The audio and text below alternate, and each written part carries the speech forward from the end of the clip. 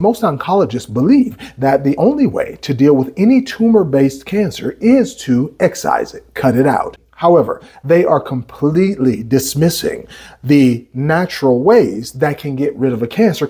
You hear a lot about these oncologists telling him that had he taken out this tumor, which was only 9 months earlier, that he decided to take their advice, he would have survived, he would have had no issues, and he would have had no problems. Well, that is a lie, because most oncologists believe that the only way to deal with any tumor-based cancer is to excise it, cut it out. However, they are completely dismissing the natural ways that can get rid of a cancer, claiming that they don't work. I understand that.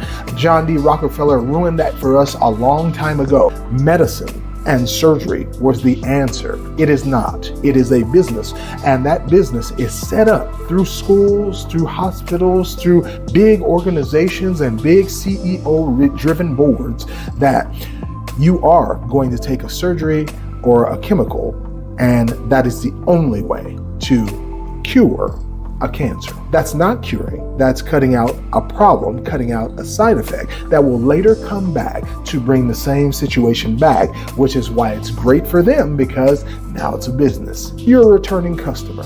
But when you actually think about this, cancer, before 1910, before the Flexner Report hit the government and turned our healthcare system into an oligarchy of big money, big pharma, big doctors, the only thing that we had was the natural methods, and they worked far better than any of the treatments that we have today.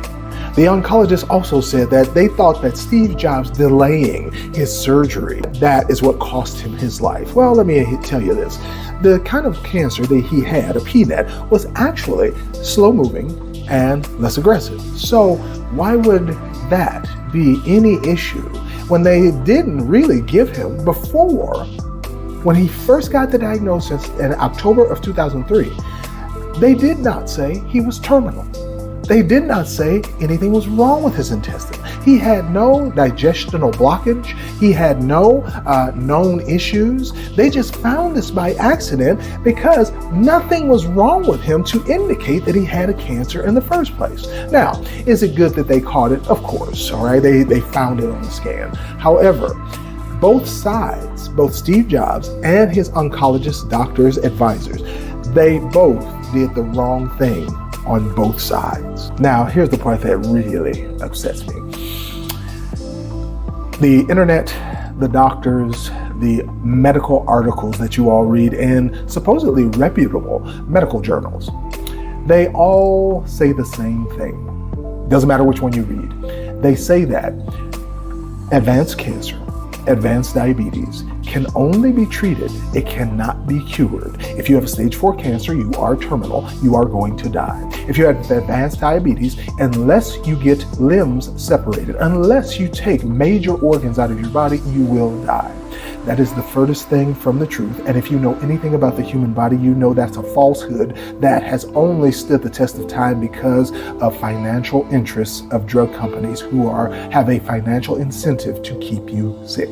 And they specifically say that a cancer of this type has not been shown to respond to any type of natural treatment whatsoever, including the ones that Steve Jobs elected to take. I don't know, is anybody else in here allergic to the lies? I feel my throat closing. Now I have to explain to you the different ways that his regimen, Steve Jobs, actually contributed to his downfall, but I will not accept that surgery was the only way. Let's start with fruitarianism. When you do fruits, everybody, that's going to spike your insulin.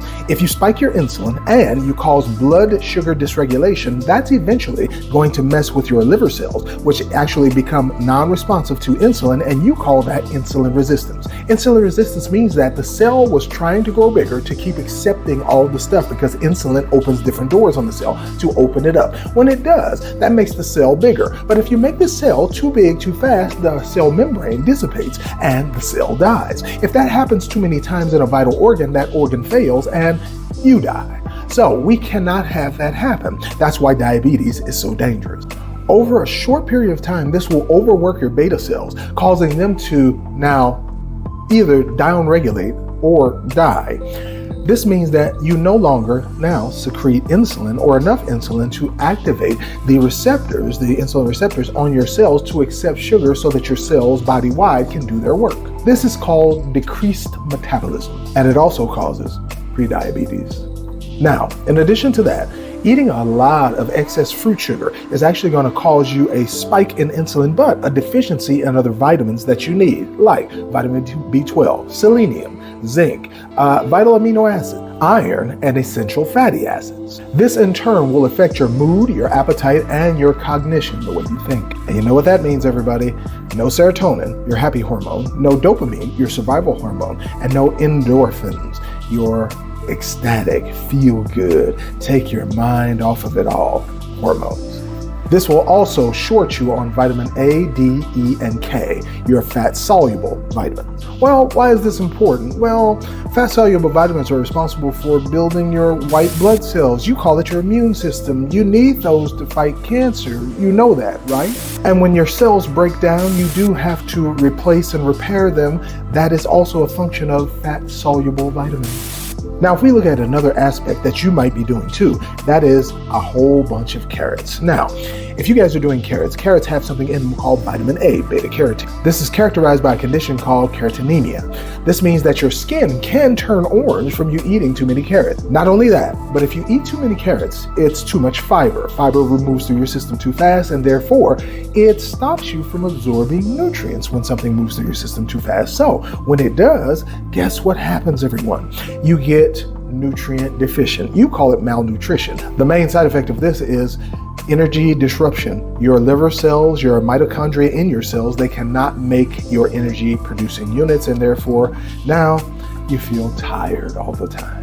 Sound familiar? Now, eating carrots in this way, you're going to induce muscle wasting, which is a metabolic stress on your body, which is going to initiate your adrenal glands to over-secrete. And whenever the adrenal glands start kicking out cortisol, your stress hormone, the cortisol is trying to calm down the inflammation. But when the cortisol runs out, you are in trouble.